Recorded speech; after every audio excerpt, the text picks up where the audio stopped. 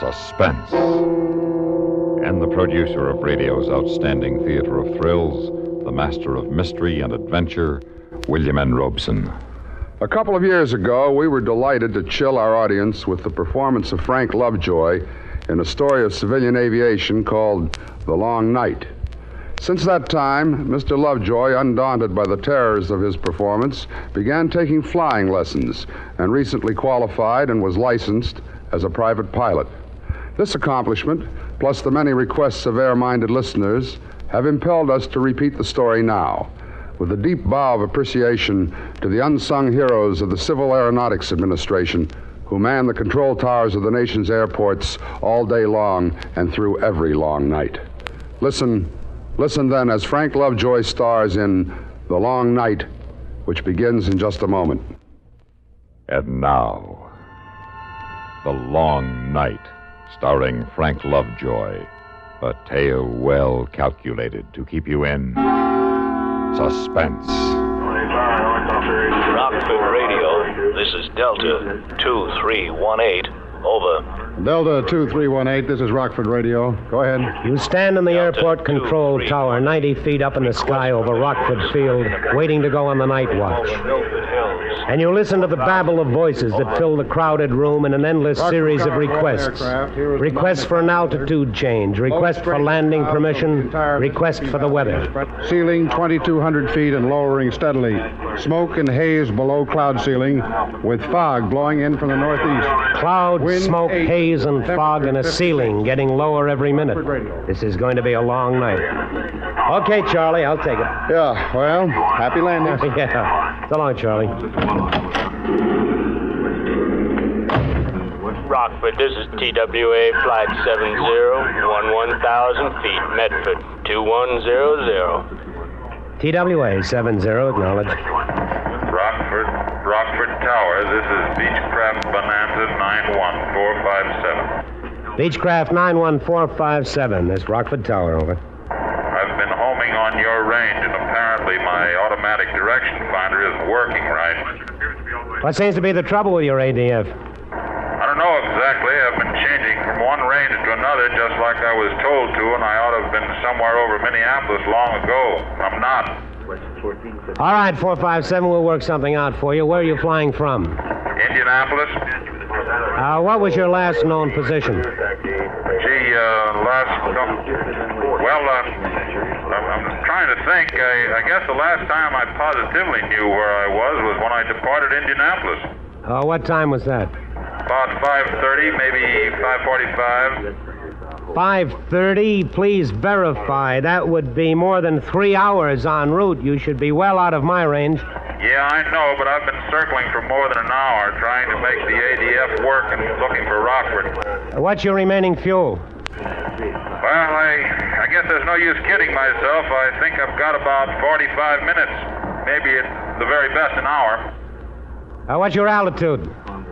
I'm at 5,000 indicated, about 1,000 above the clouds. 457, take a good look around you. Are there any breaks in that overcast? Do you see any holes, any thin spots in your area at all? No, it's solid. It's completely solid layer. Are you an instrument pilot? What do you mean? I mean, are you checked out on instruments? Do you have any instrument training? No, I've never been on instruments in my life. I'm just lost.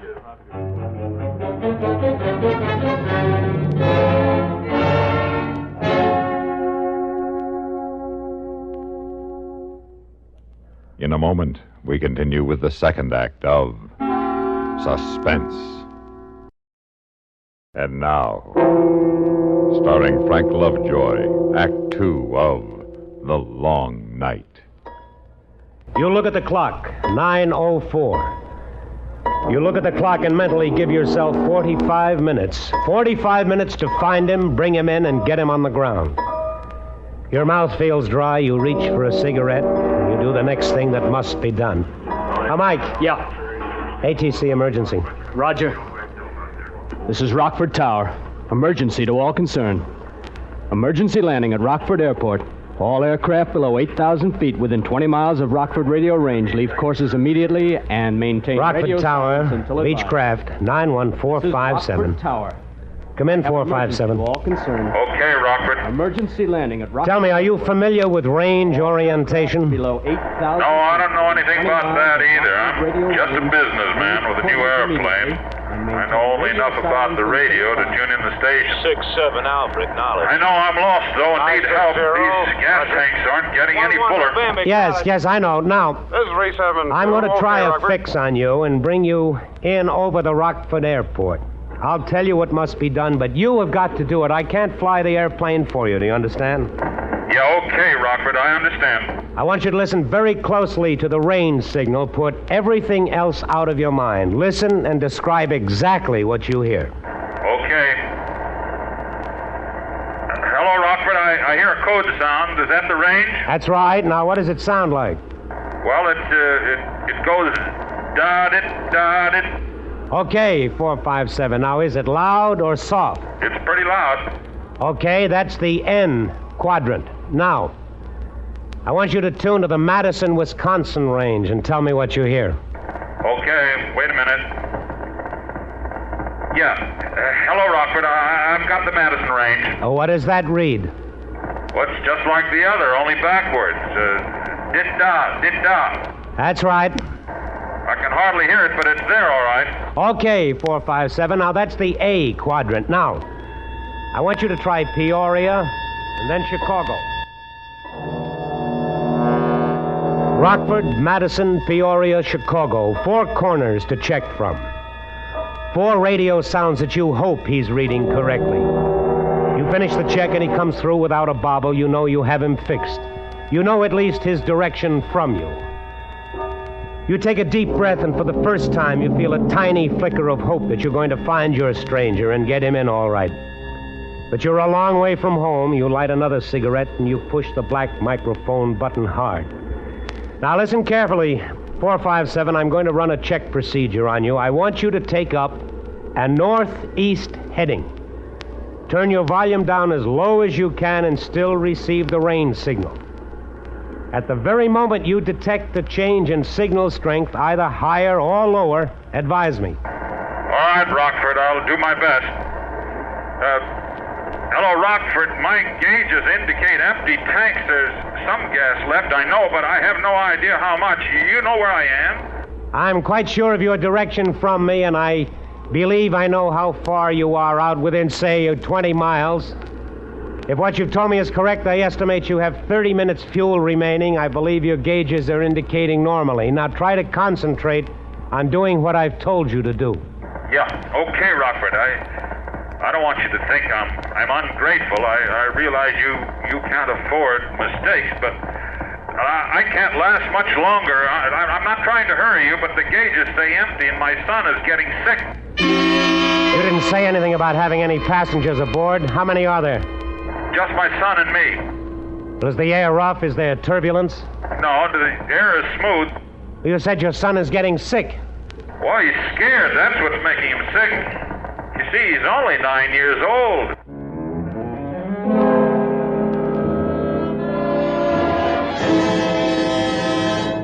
In a moment, we continue with the third act of Suspense. And now, starring Frank Lovejoy, Act 3 of The Long Night. You don't say anything for a long minute.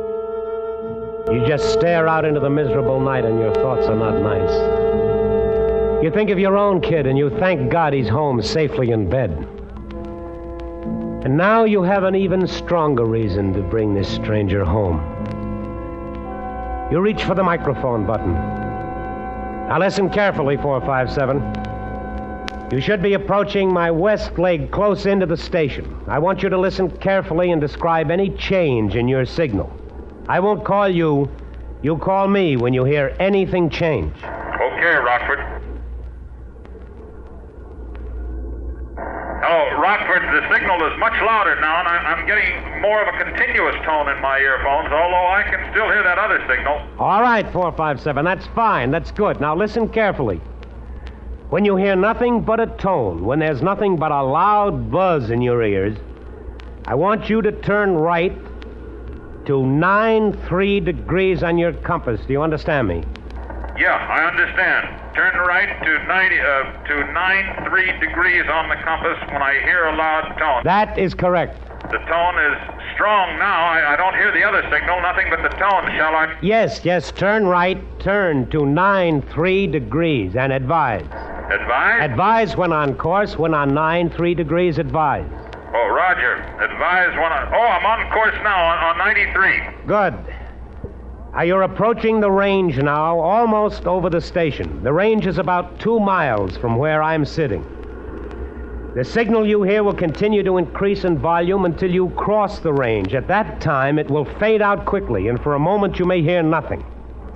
Then it will increase again rapidly. Now, at the very instant your signal fades, I want you to make an immediate left turn to a heading of 45 degrees. You take that heading and advise. Understand? I understand. Mike. Yeah. Get on the phone and alert the local police and fire departments. Tell them what we've got. Roger. Get all the lights on the field and the runway markers. We get them down through this, you won't have any time to spend looking for the field. Yeah, will do. That is, if we get them down through it.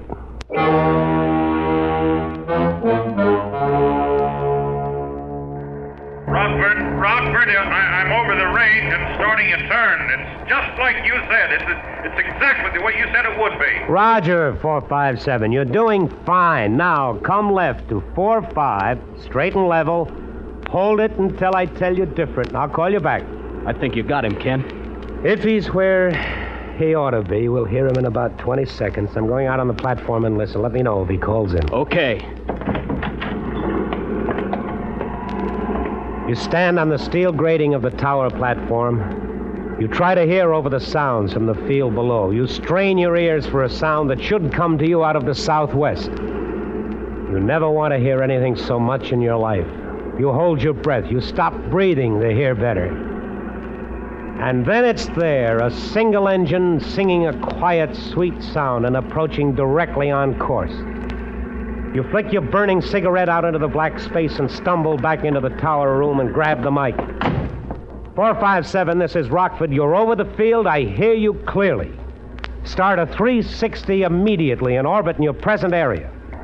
Beginning at 360. For God's sake, tell me what to do. This engine is ready to quit. Snap a look at the clock. It's 9:46. 5, maybe 6 minutes more if you're lucky.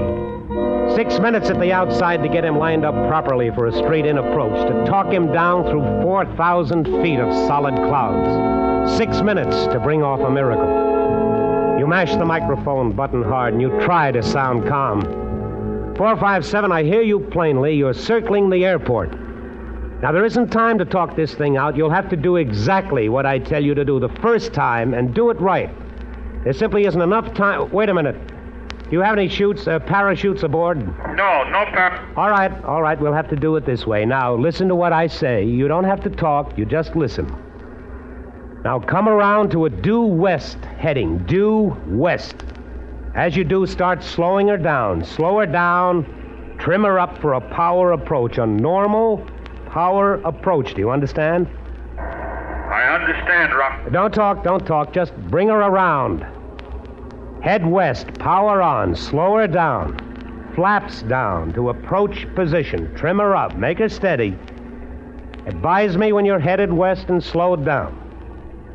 I'm trying to get her steady. I'm trying to do what you told me. All right, 457, don't talk. Advise when on course.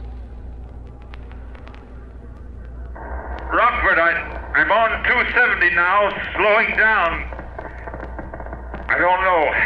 I just don't know. I know you don't know. All we can do is try. I'm down to 80 now, flaps down and power on. Roger. Now, 457, you're going to bring her around very slowly and precisely to an east heading.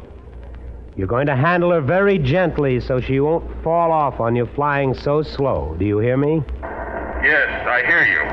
Let her continue to settle at 500 feet a minute. Just bring her around slowly to the east, recover, and then take your hands off the controls. She won't fly with my hands off the... She will fly. She'll fly better than you can. Now listen to me. When you're eastbound, hands off. She'll descend slowly into the clouds. After you're in those clouds, do not touch the controls. I don't think that Don't think. Do as I tell you. Now, when you get in the clouds, everything will change for you. You'll think the airplane is all wrong, that it's doing everything it shouldn't do. If you leave it alone, it'll start a slow spiral to the left, but I don't think it'll be enough to do any harm until you've broken out under the ceiling. Now, whatever it does, you'll think it's going to the right or up or down or even spinning. But it won't be doing any of those things unless you make it do them. Now, don't touch it. Are you eastbound? I'm eastbound, yes. Now, take your hands off the controls. But Take your hands off now. Okay. Hands are off. All right, now, just let her have it. Let her fly herself. Ceiling's down to 600 feet, Ken. Oh. Doesn't give him much time to recover and get his bearings when he breaks out, but it's all we can do. It's all anybody can do.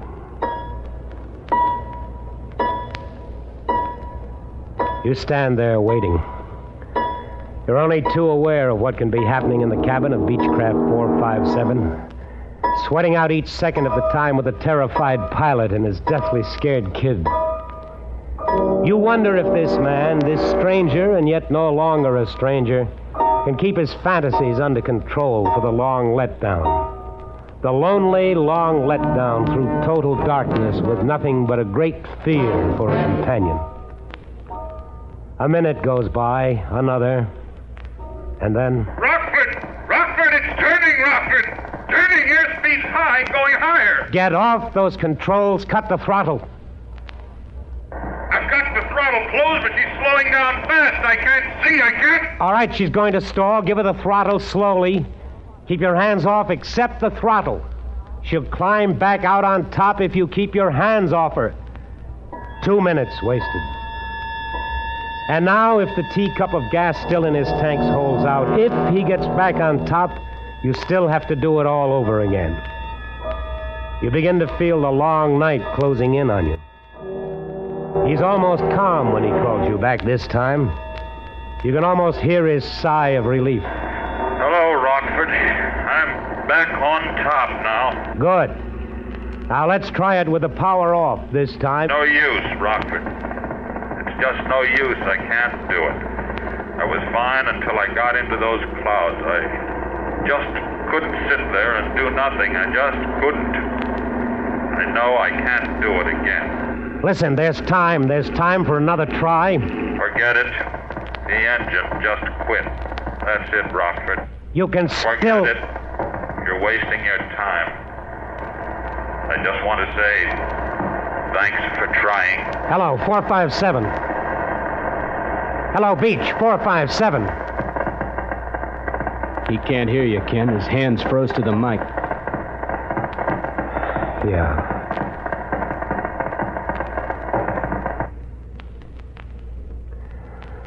You better hit the crash button. Roger.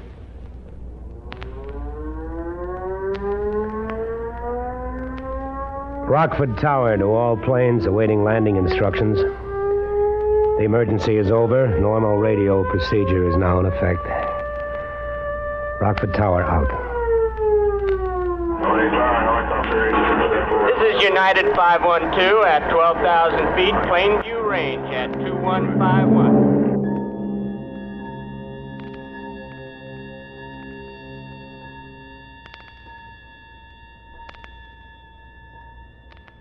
Suspense, in which Frank Lovejoy starred in William N. Robeson's production of The Long Night, adapted by Sam Pierce from the story by Lowell D. Blanton. Supporting Frank Lovejoy in The Long Night were Barney Phillips, Peter Leeds, Sam Pierce, and Eddie Firestone. Listen. Listen again next week. Suspense.